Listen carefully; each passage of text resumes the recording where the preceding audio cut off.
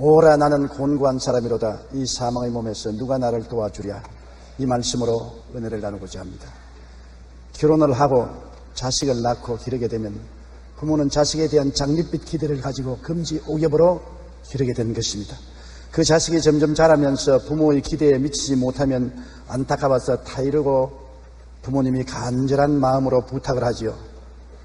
그럼에도 반항하고 삐뚤어지면 채찍을 때리거나 벌을 줍니다. 어디 부모가 좋아서 채찍 때리고 벌을 줍니까? 부모가 자식에게 채찍 때리고 벌을 줄 때는 눈물을 흘리면서 그렇게 하는 것입니다.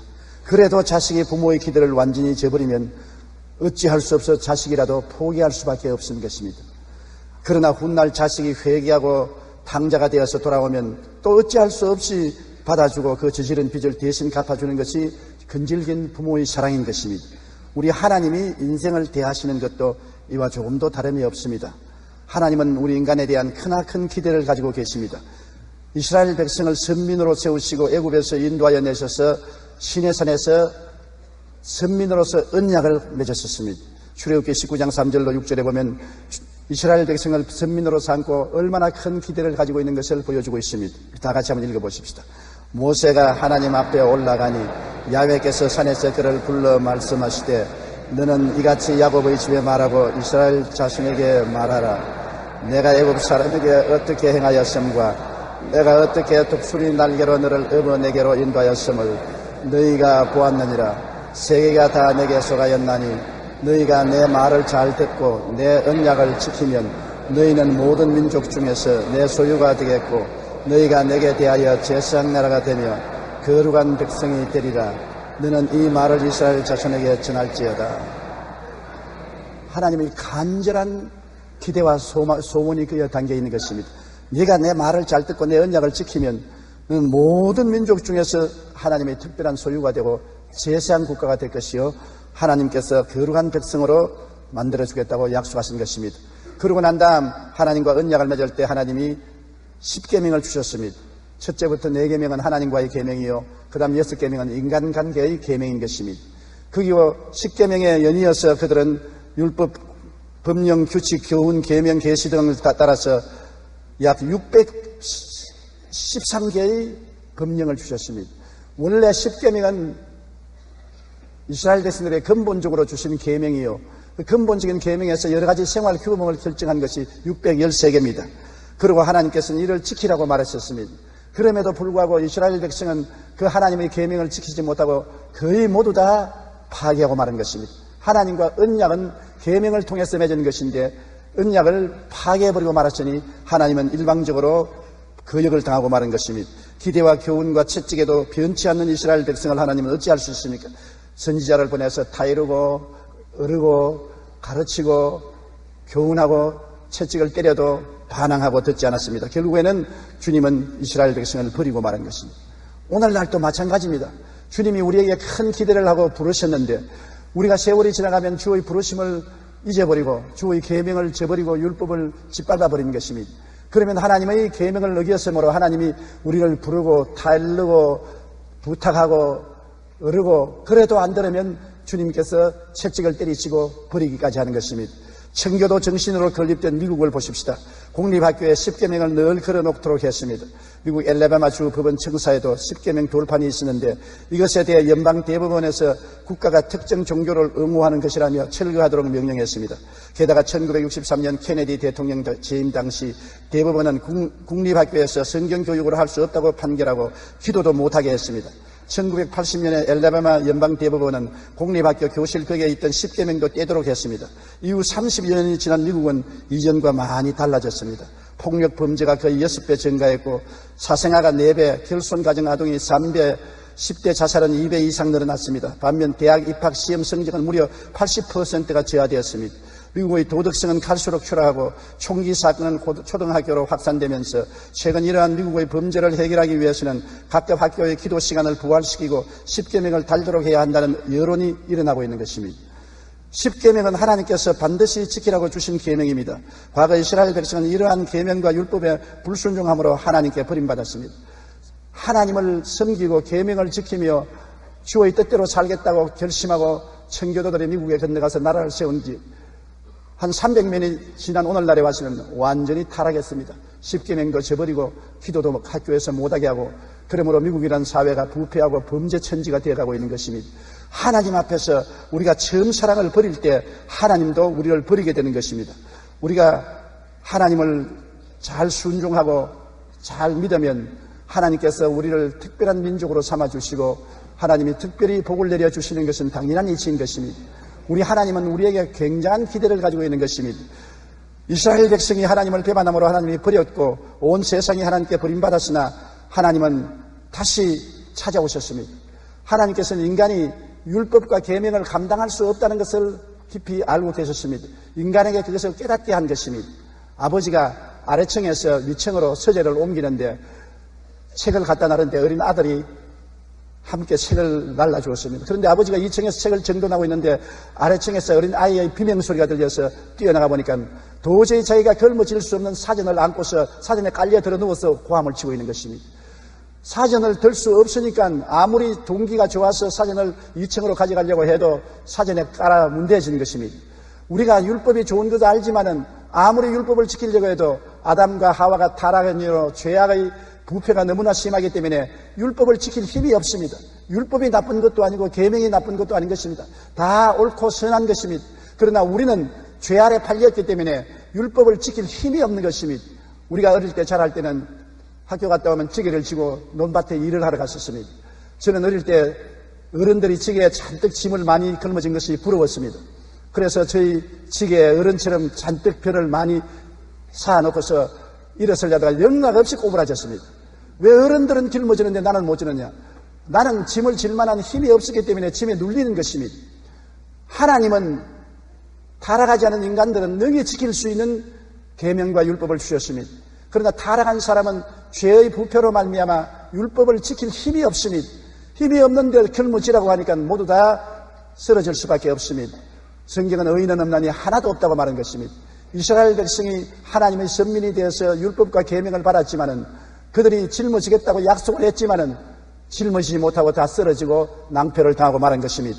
그러므로 로마서 7장 14절로 24절 보면 우리가 율법은 신령한 줄 알거니와 나는 육신에 속하여 죄 아래 팔렸도다. 내가 행하는 것을 내가 알지 못하노니 곧 내가 원하는 것은 행하지 아니하고 도리어 미워하는 것을 행함이라. 만일 내가 원하지 아니하는 그것을 행하면 내가 이로써 율법이 선한 것을 시인하노니 이제는 그것을 행하는 자가 내가 아니요 내 속에 거하는 죄니라. 내 속 곧 내 육신에 선한 것이 거하지 아니한 줄을 아노니 원함은 내게 있으나 선을 행하는 것은 없노라. 내가 원하는 바 선은 행하지 아니하고 도리어 원하지 아니하는 바 악을 행하는도다. 만일 내가 원하지 아니하는 그것을 행하면 이를 행하는 자는 내가 아니요 내 속에 거하는 죄니라. 그러므로 내가 한 법을 깨달았노니 곧 선을 행하기 원하는 나에게 악이 함께 있는 것이로다.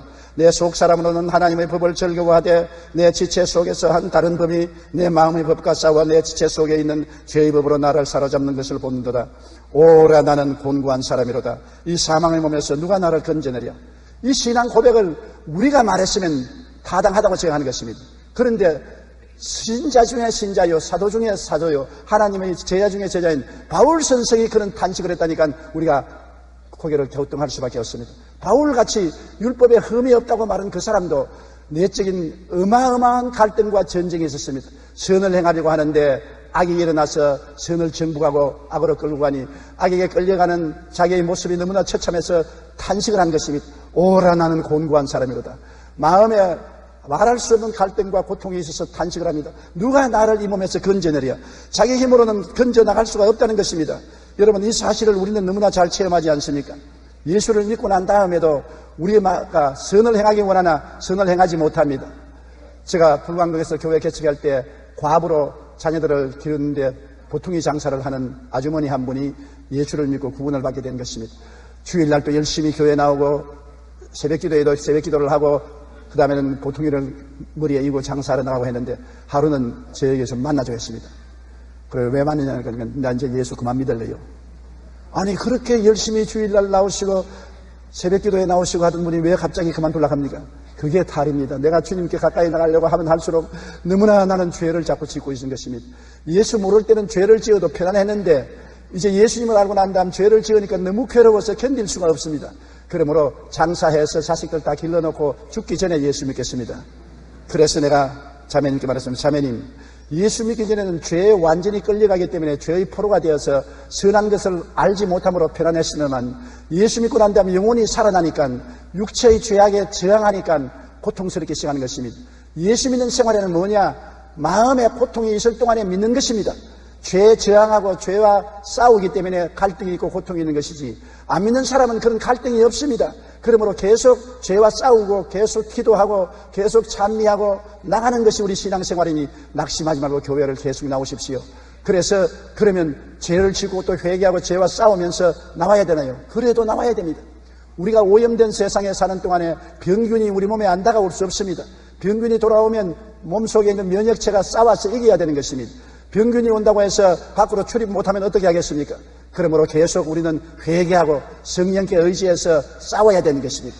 그는 그래서 그 이후에 열심히 교회에 나오고 자식들도 다 하나님께 복을 받아 잘된 것을 제가 보았습니다.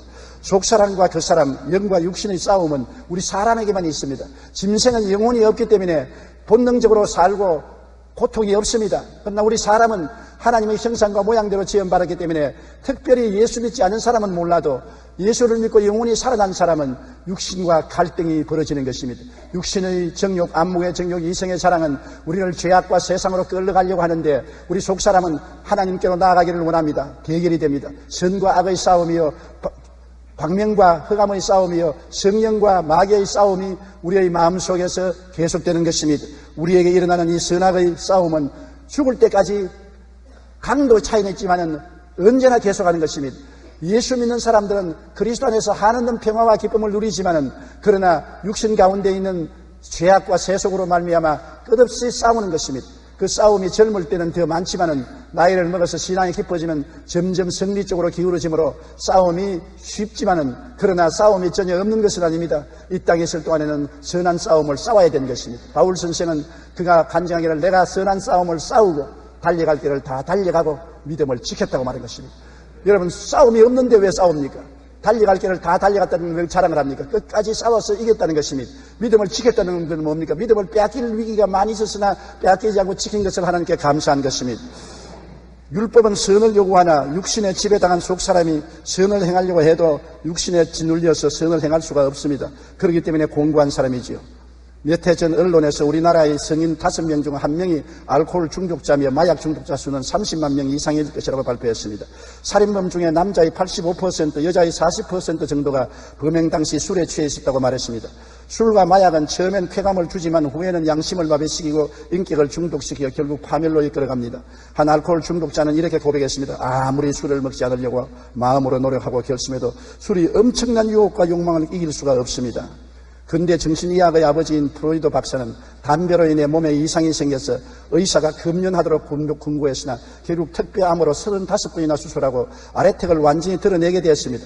아무리 훌륭한 정신의학 박사라 할지라도 담배의 유혹 앞에서는 한없이 무력할 수밖에 없는 것입니다.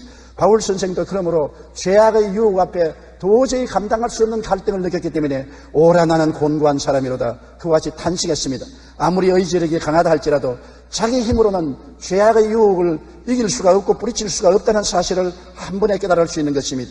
한 사람이라도 완전히 율법을 지킨 사람이 있나요? 의인은 없나니 하나도 없다고 말한 것입니다. 여러분, 속사람과 그 사람의 싸움은 끝없이 계속되는 것입니다. 영국의 작가 스티븐슨이 쓴 지길 박사와 하이드라는 소설이 있습니다. 한 독리에 훌륭한 의사 선생님이 있었습니다. 지길 박사라는 것입니다. 사랑 많고 동정심이 많고 인자하고 과부와 고아를 돌보고 사회에 큰 공헌을 세워서 사람들이 다 존경하고 성자로 여겼습니다. 그런데 그 독리에 문제가 생겼어요. 하이드라는 흉악범이 밤마다 설칩니다. 강간, 살인, 방화, 강도짓을 합니다. 그래서 독리 사람들이 평안하지 못해서 모여서 결심을 하고 이 하이드를 잡기로 작정했습니다. 어느 날 밤에 보안관의 총성 소리가 들리고 하이드를 잡았다는 소문이 나자 독리 사람들이 하이드를 구경하기 위해서 다 와서 그 가면을 벗겨보니까 너무나 깜짝 놀라게 그가 바로 지길 박사였었습니다. 그렇게도 낮에는 착하고 성자다운 지길 박사가 밤에는 흉악한 하이드라는 범죄인이 되었던 것입니다. 이 소설을 통해서 스티븐슨은 인간의 실상을 파헤친 것입니다. 우리가 밖으로 보기에는 한없이 선하고 착한 사람 같지만은 속에는 모두 다 범죄를 할 수 있는 하이드가 숨어 있다는 것입니다. 모든 사람은 이중인격자인 것입니다. 지길 박사가 있는가 하면 하이드가 같이 사는 것입니다. 지길 박사가 이길 때는 훌륭한 성자로 보이고 하이드가 이길 때는 악한 자가 되고 마는 것입니다. 이러한 마음의 분열과 마음의 고통이 많은 사람이 다 가지고 있는 것입니다. 어떻게 하면은 우리가 될까요? 사람의 마음속에는 선하고 바르게 살고 싶어하는 마음과 남을 해치고 죄를 저지르는 마음이 함께 있다는 것을 잘 보여주는 이 이야기 속에서 속사람과 그 사람, 영과 육의 선한 싸움을 우리가 볼 수 있는 것입니다. 어릴 때부터 태어나서 죽을 때까지 이 싸움을 싸우지 않은 사람은 하나도 없습니다. 그러나 여러분, 율법으로서 우리 도저히 구원에 도달할 수 없습니다. 이러한 우리가 수양하고 도덕을 닦고 금식을 하고 고행을 한다고 해서 선한 행위를 할 수가 없습니다. 항상 몸에 붙어있는 육의 유혹을, 죄악을 뿌리칠 수가 없는 것입니다. 예수님께서 하루는 어느 동네에 가는데 부자 청년이 와서 물었습니다. 주님, 내가 무엇을 행해야 구원을 얻겠나이까? 행위를 물었습니다. 어떻게 행해야 구원을 얻겠나이까? 예수님께서 내가 율법을 알지 않느냐? 주님께서 그렇게 말하니까 청년이 무슨 율법입니까? 내 부모를 공경하라. 살인하지 말라, 간음하지 말라, 도둑질하지 말라, 내 이웃을 거짓 증거하지 마라, 내 이웃을 내 몸처럼 사랑하라 하였나니라. 아, 그건 내가 어릴 때부터 다 지켰습니다. 주님께서 가만히 바라보시고, 너가 정말 온전케 되기를 나가던 집에 가서 너희 살림을 다 팔아서 가난한 사람에게 나누어 주고 너는 빈손을 들고 나를 따르라. 그러면 구원을 받고 내 제자가 될 것이라니까 깜짝 놀랐습니다. 어떻게 내 재산 다 팔고서 빈손 들고 따라올 수 있냐? 고개를 설렁설렁대면서 슬퍼하면서 떠나갔습니다. 왜 주님께서 이렇게 강한 말씀을 하셨습니까? 그가 행위로서 구원받겠다고 했으니까요. 무엇으로 구원을 받을 수 있습니까? 이렇게 했으면 믿음으로 구원받으라 하실 것인데 무엇을 행해야 구원을 얻겠습니까? 하니까 십계명을 행하라. 행하지도 못하면서 행했다고 위선을 하니까 그러면 가장 어려운 행위로 너희 살림을 다 팔아서 나를 따라오라고 그렇게 말한 것입니다. 이처럼 예수님께서는 우리가 행위로 구원받지 못하는 것을 알고 계십니다. 내가 행위로 구원을 받을 수 있다고 하면 감당할 수 없는 무거운 짐을 주님께서 지우시는 것입니다. 사람이 행위로 구원받은 사람은 역사적으로 한 사람도 없는 것입니다. 그러면 우리는 어떻게 구원을 받을 수가 있는 것입니까? 주님께서 우리를 도와주시는 길밖에는 다른 도리가 없습니다. 오라 나는 공고한 사람으로다. 이 사망에서 누가 나를 건져내라. 스스로 건져 나올 수가 없으니까 건져내 줄 자가 필요한 것입니다. 못 건져내주면 죽지요. 물에 빠진 사람이 자기 힘으로 살아나지 못해서 허우적일 때는 수상영혼이 와서 건져줘야지. 내버려 놓으면 허우적이다가 빠져 죽습니다. 모든 사람이 죄악에 빠져서 허우적거리고 있는 것입니다. 자기 힘으로 못 나가요. 율법을 지켜야 나오는데 못 지켜요. 누가 우리를 건져줄 수 있습니까? 하나님만이 우리를 건져줄 수 있는 것입니다. 로마서 8장 3절로 4절에 율법이 육신으로 말미암아 연장하여 할 수 없는 그것을 하나님은 하시나니 곧 죄로 말미암아 자기 아들을 죄 있는 육신의 모양으로 보내어 육신의 죄를 정하사 육신을 따르지 않고 그 영을 따라 행하는 우리에게 율법의 요구가 이루어지게 하려 하십니다. 하나님이 우리의 죄를 예수님께 맡겨서 예수님이 우리의 죄성을 십자가에서 다 몸짓고 피 흘려서 청산하고 정복하시고 난 다음에 이제 성령을 주심으로 성령을 따라서 가면 율법을 지킬 수 있는 힘이 우리에게 주어진다는 것입니다. 힘이 없는 우리에게 성령으로 말미암아 힘이 주어져서 이제는 율법을 느끼니 걸머쥐고 나갈 수 있게 하나님이 도와주신다는 것입니다. 그렇기 때문에 예수 믿고 성령의 도우심을 받지 않고는 우리가 율법을 지키고 살 수 없습니다. 예수 안에 있는 성령께서 우리에게 위대한 해방자가 되는 것입니다. 로마서 8장 1절로 2절을 다 같이 읽어보십시다. 그러므로 이제 그리스도 예수 안에 있는 자에게는 결코 정죄함이 없나니 이는 그리스도 예수 안에 있는 생명의 성령의 법이 죄와 사망의 법에서 너를 해방하였습니다. 우리는 예수 그리스도 안에서 보내주신 성령이 해방자로서 우리와 같이 계신 것입니다. 성령이 지금 우리와 함께 계시고 우리 안에 계신데 성령님을 인정하고 환영하고 모시드리고 의지하며 해방자 성령님께 도움을 구하면 성령이 죄와 사망의 법에서 우리를 해방시켜 주시고 자유롭게 해주시는 것입니다. 죄와 사망의 밧줄이 아무리 우리를 단단히 묶여도 성령은 예수님의 보혈의 능력으로 죄와 사망의 밧줄을 끌어버리고 여러분과 나를 자유 해방을 주셔서 율법을 쉽게 가볍게 짊어질 수 있게 만들어주는 것입니다. 그러므로 믿음으로 구원을 받지만은 구원을 받고 난 다음 구원을 지키는 것은 율법을 행해야만 되는 것입니다. 믿음으로 구원받고 율법을 행할 수 있는 길은 성령께 의지함으로 말미암아 날로 우리는 변화를 받는 것입니다. 신앙생활이란 정체된 신앙이 아닌 것입니다. 예수를 믿고 죄악과 마귀에서 건져냄을 받았으면 그때로부터 성령으로 말미암아 날로 변화되어가는 생활이 우리 신앙생활인 것입니다. 변화가 없으면 안 돼요. 완전히 의롭게 되지는 못할지라도 우리는 예수 그리스도 안에서 최대한대로 율법을 지키려고 노력하고 또 성령의 힘을 받아서 영광에서 영광으로 변화되는 것입니다. 변화를 받지 않은 사람은 정체된 사람이요 신앙이 죽어버리는 것입니다. 그러나 변화되고 있는 이상은 그것이 적게 변화될지라도 해가 가고 날이 가고 달이 가면 변화가 쌓여서 새 사람으로 점점 살게 되는 것입니다. 누구든지 그리스도 안에 있으면 새로운 피조물이라 이전 것은 지나갔으니 보라 새 것이 되었도다. 십자가 안에 있는 하나님은 이미 여러분을 새롭게 만들어 주셨습니다. 이것을 성령으로 말미암아 우리는 우리 몸에 점점 이루어져 가는 것입니다. 이러므로 이것을 새롭게 된 것을 생각하고 새 사람이 된 것을 꿈꾸고 믿고 입으로 시인하고 나가면 성령의 도우심으로 말미암아 매일같이 새로워지는 것입니다. 그 사람은 후패하나 속 사람은 날로 새로워지는 것입니다. 여러분도 매일 예수 십자가를 통하여 새로워지는 삶을 살게 되기를 주님 이름으로 축원합니다. 죄를 이기고 승리로 가는 길이 있습니다. 십자가 보혈을 의지하는 방도밖에 없는 것입니다. 십자가 보혈은 매일같이 우리를 정하게 씻어주는 것입니다. 이 세상에 사는 사람 목욕 안 할 수가 있습니까?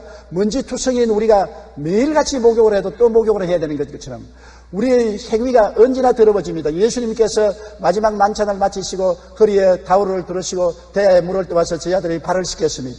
냄새는 발을 씻기니까 베드로가 주님 나는 못 씻깁니다 하니까 주님이 내가 너에게 발을 씻기지 못하면 너는 나와 상관이 없다. 그러면 내 머리도 씻겨주십시오. 한 번 씻은 자는 온몸은 깨끗하나 발은 더러워진다 했습니다. 한 번 구원받은 사람은 영원히 구원받았습니다. 그러나 행위는 늘 더러워지는 것입니다. 발은 여러분 행위를 말하는 것입니다. 세상에 살면서 미워하기도 하고 원망하기도 하고 거짓말도 하게 되고 도적질도 하게 되고 방종도 하게 되고 그러한 일이 전혀 없다고 할 수 없는 것입니다. 그러나 우리가 필요한 것은 늘 회개해야 된다는 것입니다. 회개하지 않으므로 우리가 죄악의 노예가 되지 죄악의 먼지와 티끌이 묻으면 곧장 예수님의 보혈로 씻어야 되는 것입니다. 만일 우리가 우리 죄를 자백하면 저는 미쁘시고 이로우사 우리 죄를 사하시며 모든 불의에서 우리를 깨끗이 하실 것이요 만일 죄 없다 하면 거짓말하는 자라고 말했었습니다. 성경이 그렇게 말했습니다. 죄 없다면 거짓말쟁입니다. 다 죄를 지어요. 그러나 회개하는 것이 우리 예수 믿는 사람이 하는 일인 것입니다. 매일 예수님의 보혈로 씻어야 우리는 깨끗해지는 것입니다. 아무리 더러운 몸을 가지고 왔더라도 샤워를 하고 깨끗하게 되면 그 사람은 깨끗한 사람인 것입니다. 과거를 들추어서 말하지 않습니다. 그 사람은 현재 깨끗하게 되어서 사람들 모임에 올 수가 있는 것입니다. 이처럼 우리는 매일같이 깨끗하게 씻으면 매일같이 성령으로 새로워지고 하나님 앞에 설 수 있는 것입니다. 우리 일생의 죄악을 청산할 능력이 우리 힘으로는 없어도 주의 보혈의 능력으로 우리에게 주어진 것을 생각할 때 감사하지 않을 수 없습니다. 우리는 여러분 예수님의 보혈을 의지해서 평생의 죄가 이미 용서받은 것입니다. 예수님께서 내가 다 이루었다 하실 때 태어날 때부터 죽을 때까지 죄를 다 청산해버린 것입니다. 이미 청산해준 은혜를 우리가 힘입어서 매일매일 용서받고 매일매일 새로워지면서 우리 신앙생활을 계속하는 것입니다. 갈라디아서 2장 16절 우리 다 같이 읽어보십시다. 사람이 의롭게 되는 것은 율법의 행위로 말미암음이 아니요 오직 예수 그리스도를 믿음으로 말미암는 줄 알므로 우리도 그리스도 예수를 믿나니 이는 우리가 율법의 행위로서가 아니고 그리스도를 믿음으로써 의롭다함을 얻으려 함이라. 율법 행위로서는 의롭다함을 얻을 육체가 없느니라. 율법 행위로서는 다 바울과 같이 오라나는 곤고한 사람이로다. 이 사망의 몸에서 누가 나를 건져내라고 탄식밖에 없습니다. 그러나 믿음으로 말미암아 단번에 우리는 의롭게 되고 죄에서 용서를 받고 해방되는 것입니다. 그러므로 단번에 얻은 이 구원을 항상 보혈로 지켜야 되는 것입니다. 늘 회개하고 늘 보혈로 씻고 늘 변화를 받아야 되는 것입니다. 자기를 타당화하면 안 되는 것입니다. 자기 죄가 드러날 때는 내가 타당화하지 말고 즉시 회개하면 즉시 용서해 주시는 것이 하나님인 것입니다. 여러분의 자식들이 잘못해도 부모에게 잘못했다고 하면은 용서해 주지 안 받아주고 때리는 부모가 있습니까? 하나님은 너무나 자비로우시고 은혜가 풍성하신 하나님이시라 회개하고 나온 사람 절대로 버리지 않겠습니다. 회개를 하지 않은 사람은 버림을 받지만 회개하는 사람 주님께서 저버리지 않는 것입니다. 우리는 죄를 지었고 죄 안에 있어서는 안 되는 것입니다. 성경에 죄의 길에 서지 말라고 했는 것입니다. 죄의 길이라는 것은 아예 죄에 푹 빠져서 그 길로 걸어가는 것입니다. 악한 꾀에 빠지지 말고 죄의 길에 서지 말라고 하는 것입니다. 죄의 길에 서서 푹 빠져가면 영혼도 잃어버리고 지옥으로 떨어지는 것입니다. 죄는 곧 사망이요 사망이라는 것은 지옥인 것입니다. 로마서 5장 12절에 한 사람으로 말미암아 죄가 세상에 들어오고 죄로 말미암아 사망에 들어왔나니 이와 같이 모든 사람이 죄를 지었으므로 사망이 모든 사람에게 이르렀느니라. 세상 모든 사람은 죄와 사망에 이르러서 지옥으로 내려가고 있는 것입니다. 시편 9편 17절에 악인들이 스올로 돌아가며 하나님을 잊어버린 모든 이방 나라들이 그리하도다. 스올이란 지옥인 것입니다. 필연적으로 지옥으로 떨어지는 것입니다. 어마어마한 좌절과 절망의 곳이 지옥인 것입니다. 우리가 오직 이기는 길은 예수님의 대신 죽어 갚아주신 우리의 사망의 빚을 그리스도의 보혈로 청산한 것입니다. 너무나 죄의 빚이 크므로 사망으로 갚아야 되는데 우리가 죽을 수가 없으니까 예수님이 대신 죽어주신 것입니다. 아까 성가대들이 부른 것처럼 예수님이 울어서 우리가 웃고, 우리가 평안한 것은 예수님이 고난받아서 평안하고, 우리가 건강한 것은 예수님이 채찍에 맞아서 건강하게 되었다고 한 것처럼 예수님이 우리 대신하여 십자가를 걸머지심으로 우리는 그 대가로 말미암아 용서와 의와 영광을 누리게 된 것입니다. 그러므로 에베소 1장 10절에 우리는 그리스도 안에서 그 은혜의 풍성함을 따라 그의 피로 말미암아 속량껏 죄사함을 받았느니라. 행위로 죄사함 받은 것 아닙니다. 예수님의 피로 죄사함을 받은 것입니다. 에베소 2장 4절로 5절에 긍휼이 풍성하신 하나님이 우리를 사랑하신 그 큰 사랑을 인하여 허물로 죽은 우리를 그리스도와 함께 살리셨다고 말한 것입니다. 예수 죽음 내 죽음, 예수 무덤 내 무덤, 예수 부활 내 부활, 예수 성천 내 성천, 예수님이 우리와 같이 되어서 우리의 죄를 대신 다 청산하시고 죽었다가 우리와 함께 부활하셔서 천국에 올라가신 것입니다. 그러므로 그리스도의 은혜를 힘입어서 우리도 용서와 의를 받고 구원을 얻어 이미 그리스도 안에서 천국에 앉아 있는 것입니다. 우리가 천국에 가는 날까지 이미 믿음으로 하나님 앞에서는 천국에 이미 앉아 있는 것이므로 그 자리에 우리가 들어가게 되는 것입니다. 예수님의 보혈을 항상 찬송해야 되고, 그 다음에는 말씀을 늘 의지해야 승리하는 것입니다. 요한복음 15장 3절에 너희는 내가 일러준 말로 이미 깨끗하여졌다고 말한 것입니다.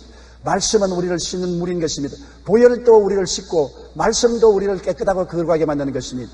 말씀을 늘 들어야 되는 것입니다. 아이고, 내가 설교 들어도 한 귀로 듣고 한 귀로 다 잃어버리는데요. 잊어버려도 좋습니다. 샤워할 때 물이 여러분을 씻고 난 다음에 몸에 남아있지 않습니다. 다 하수구로 흘러가 버립니다. 그러나 여러분은 깨끗해지는 것입니다. 말씀이 여러분의 귀를 통해서 들려서 밖으로 나갈 때는 여러분의 죄를 씻고 나가는 것입니다. 그러므로 보혈로 씻고 말씀을 듣고 읽고 묵상함으로 여러분이 깨끗함을 얻을 수가 있는 것입니다.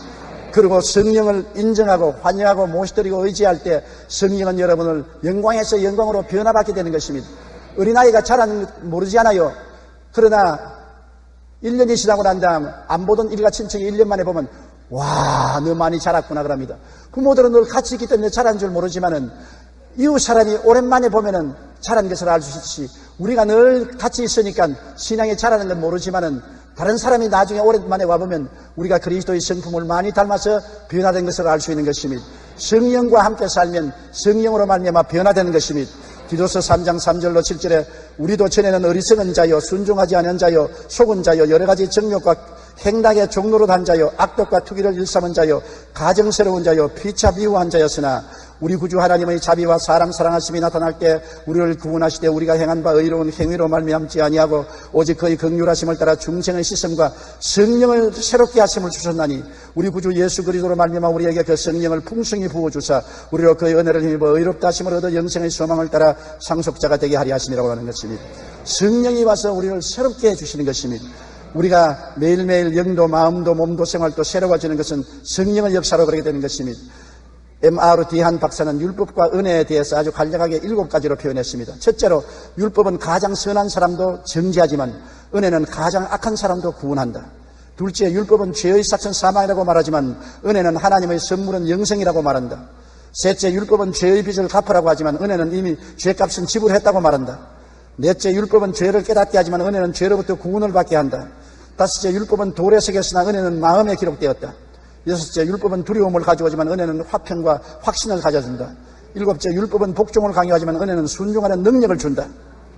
율법 아래서 우리는 죄인이요 마귀의 종이었으나 은혜 아래서 우리는 믿음으로 의인이며 하나님의 자녀가 된 것입니다. 우리는 하나님의 사랑하심과 예수 그리스도의 은혜 아래 이제 성령님께 의지하여 변화의 변화를 받고 살아야만 하는 것입니다. 누구든지 그리스도의 이름을 부르는 자는 구원을 얻으려고 하는 것입니다. 아담의 자손들 중에서 죄를 짓지 않은 사람은 없고 사망에 이르지 않은 사람은 없습니다. 날이 가고 달이 가면 점점 지옥이 가까워지고 지옥으로 떨어지고 난 다음에는 다시 나오지 못합니다. 엄청난 고통과 괴로움의 구렁텅이로 떨어지는 것입니다. 그러나 지옥문을 막고 우리를 건지기 위해서 우리의 죄를 대신 짊어지고 몸짓고 피 흘리신 하나님의 아들 예수님이 계십니다. 예수님은 우리의 일생의 죄를 청산하시고 우리 대신 십자가에 못 박여 죽으시고 무덤에 들어가시고 사흘 만에 부활해서 승천하셨습니다. 수많은 제자들이 예수님의 부활을 보고 체험했습니다. 이 부활하신 예수님이 이제 우리를 향해서 손을 내밀고 수고하고 무거운 짐진 자들은 다 내게로 오라. 죄악의 수고하고 무거운 짐을 지고 오라, 나는 공고한 사람이라고 탄식하는 너희들은 다 내게로 오라. 내가 너희를 쉬게 하리라. 주님만이 우리를 쉬게 해줄 수 있는 것입니다. 죄짐을 지는 자 예수께로 나오십시오. 절망에 처한 자 예수께로 나오십시오. 예수님만이 여러분을 소망을 있게 하고 평안을 주시는 하나님의 아들인 것입니다. 예수 안에 영원한 생명이 있습니다. 예수만 우리가 마음속에 중심에 모시고 살면은 이 세상에 바랄 것이 없는 것입니다. 우리가 세상에 태어난 목적은 예수 잘 믿고 알고 되어 천국 가는 것이 하나님의 목적인 것입니다. 이 세상은 하나님의 자녀들을 생산하는 공장인 것입니다. 이 세상에서 예수를 믿지 않으면 죽정이가 되어서 다 불타버리고 말 것이지만은 예수를 믿으면 알고게 되어서 구원을 받아 천국에 들어가는 것입니다. 예수를 믿고 구원받은 여러분은 사망에서 생명으로 옮겼으므로 매일매일 보혈로 씻으십시오. 매일매일 말씀으로 정결하게 되십시오. 매일매일 성령께 의지하여 변화받으십시오. 그래서 영광에서 영광으로 변화되어 그리스도의 형상을 닮아 주님 앞에 서는 날 하나님의 칭찬과 영광이 있게 되기를 주님 이름으로 축원합니다. 고개 숙여 기도드리겠습니다. 사랑이 많으신 우리 아버지 하나님, 죄 덩어리인 우리를 주님께서 불러주셔서 예수님을 의지하여 아무 공로 없이 죄를 용서받고 이롭다함을 얻고 성령을 받아 변화하게 되면 감사합니다. 이제는 우리는 하나님의 아들이 되고 딸이 되었었습니다. 이제는 우리가 보혈을 의지하고 말씀을 통해서 씻고 성령을 의지해서 변화되고 자랄 수 있게 된 것을 감사합니다. 하나님 아버지여, 우리가 이 첫째 사명도 하나님을 섬기는 것이고 둘째도 섬기는 것이고 셋째도 하나님을 섬기는 것이옵니다. 하나님을 섬기고 살 때 우리는 하늘나라의 소망이 있게 되고 하나님의 은총을 받게 되는 것이오니 세상에 한눈 팔지 말고 한결같이 한 목적인 하나님을 섬기는 것으로 달려가게 도와주시옵소서. 예수님 이름으로 기도드리옵나이다.